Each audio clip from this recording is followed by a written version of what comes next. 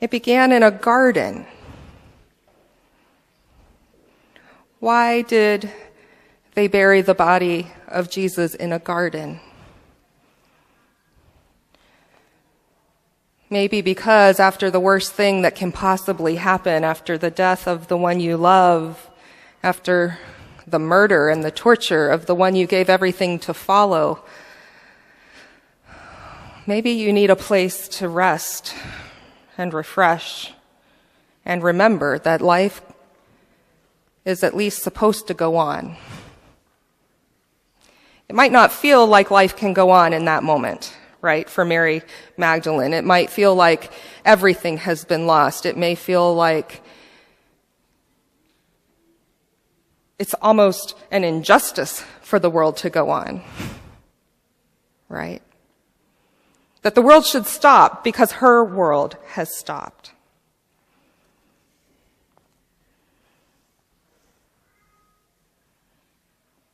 And yet it doesn't, because the world doesn't. After the trauma, after the heartbreak, after the death that shatters her world and maybe ours, the plants still grow, the sun still rises, and the rain still falls. And Mary is weeping in the garden. Where have you taken him? I just want to prepare his body. I just want to say my last respects. I just want to weep and weep and weep. And I can't even do that.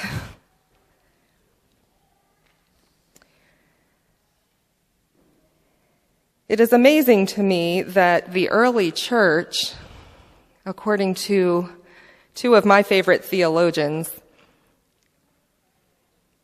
when the church moved from being house churches and then moved out into having actual sanctuaries built specifically for the purpose of gathering, this is in the 2nd or 3rd century, back many, many years ago, when they moved into having spaces of their own to worship and to come and celebrate resurrection every Sunday, it is amazing to me that the art in those churches, it turns out,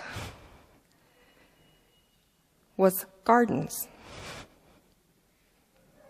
Think about that. The earliest Christians, as they were marking what it is to live as Easter people, what it is to live on the other side of the cross, the other side of the torture, the other side of the pain and the suffering and the thing that you think has ended your life as you know it. The earliest Christians, when they built their sanctuaries, wanted to celebrate Easter with a garden.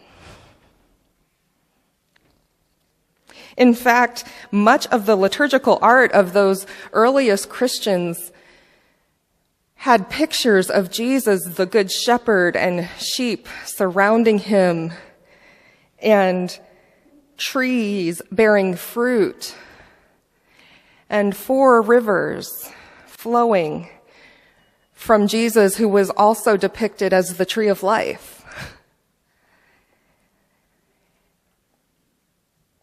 Which sounds an awful lot like Genesis 2, the garden, where it all began in terms of creation.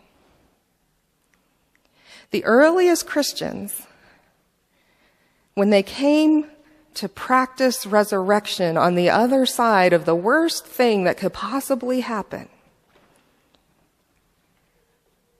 experienced their worship as a return to paradise. Now, what is that about? For us, many of us think paradise is some kind of afterlife experience. Even that resurrection is an afterlife experience for us. That's what the theology has become in the Christian church of the 21st century. For them, it was something a little bit different. The world around them, the world as they knew it, 2nd and 3rd century Roman Empire, was filled with crosses. Literally, on the streets. Not just one really Black Friday that we now call good, but every day, lining the streets, torturing the citizens to keep them from resisting. There are crosses everywhere for the people of the early church, literally, but also metaphorically, with a vast discrepancy of wealth,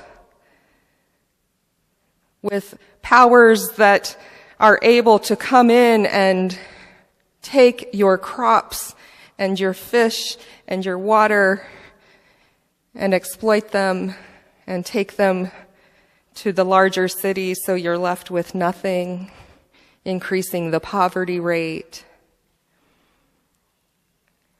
with guards on every street corner.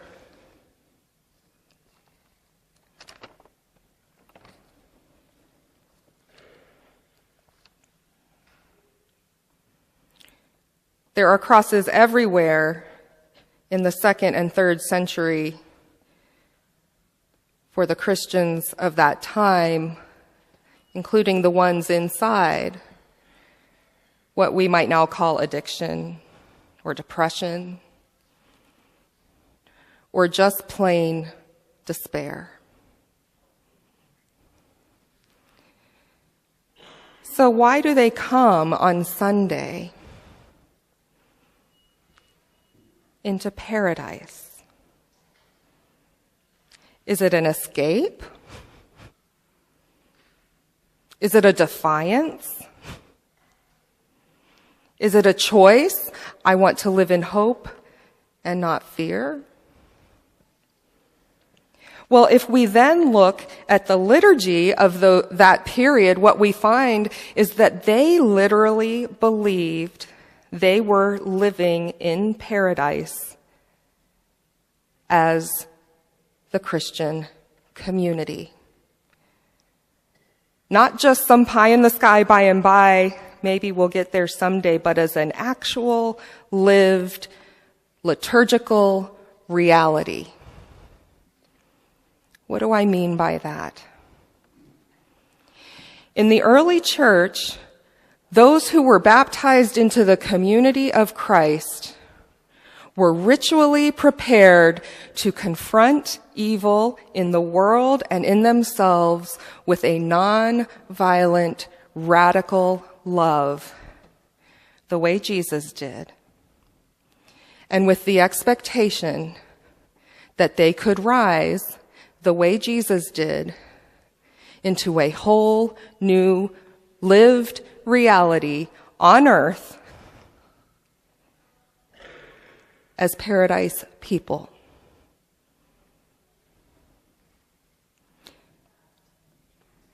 It was actually Easter night, or the night before Easter, that those who had so rigorously trained their bodies, minds, and spirits in the practice of non-violent, radical love of enemy as well as friend, which is hard, I know, Hazel. Believe me, I've been trying all my life. The non-violent, radical love of enemy as well as neighbor, including when that enemy is yourself. And they came in the depths of the night on Holy Saturday to strip down the clothing of their old life, wade through the waters of baptism, rise out onto the other side as paradise people, clothed with the white robe, coming to the table where they could feast on good and evil and the fruits that come from that tree and rise above it. That is the resurrection meal. Now, I'm getting all mystical on you, right? All woo-woo on you, right? But this is what happens in our brains when we practice ritual, is that we build neural pathways in our brains that make this actually real. And that's what was happening for those 2nd and 3rd century Christians, is that they were literally instilling in their brains that they lived and walked in paradise as risen people.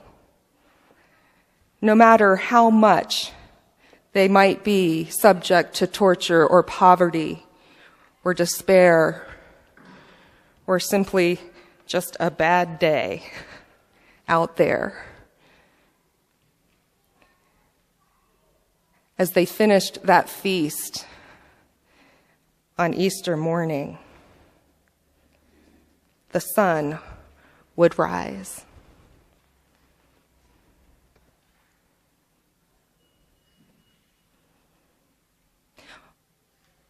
Why is Mary in a garden weeping?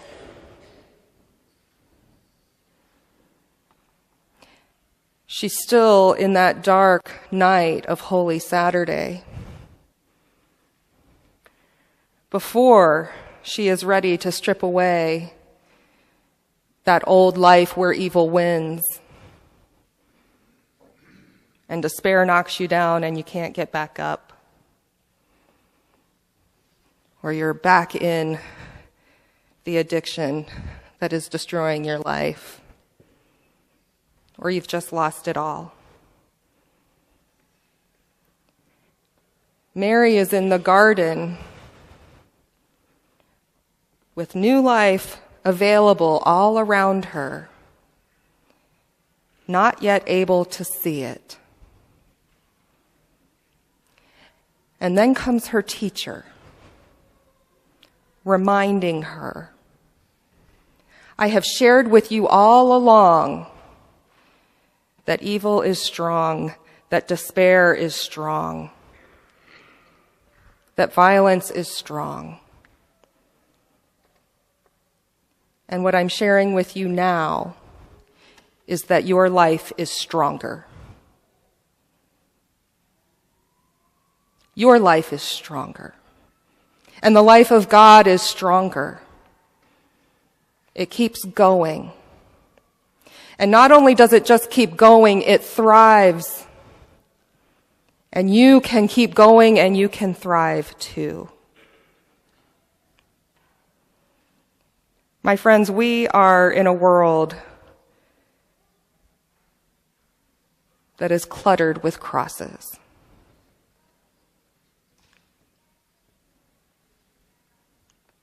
Chemical weapons, mothers of all bombs, detaining dreamers, dragging people out of airplanes,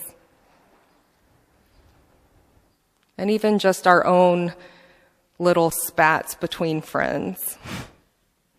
We are in a world that is cluttered with crosses.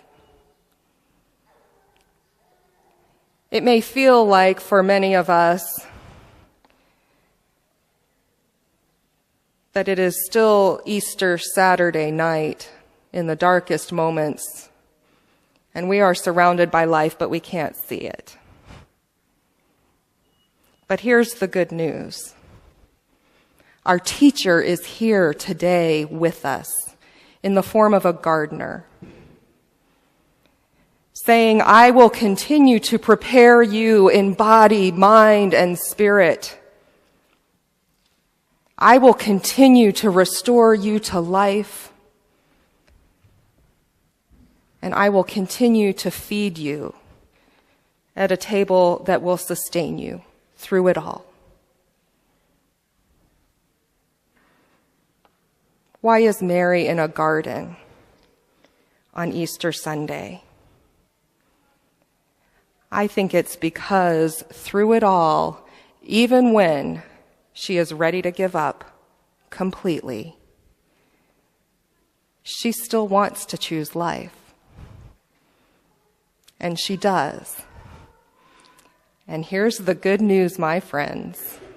On this Easter Sunday morning, so do we. So do we. Whatever is out there, whatever cross is cluttering your life, or your spirit, or your soul, here's the good news. Our teacher is here today, calling you and me by name, and we respond, Rabboni. Amen.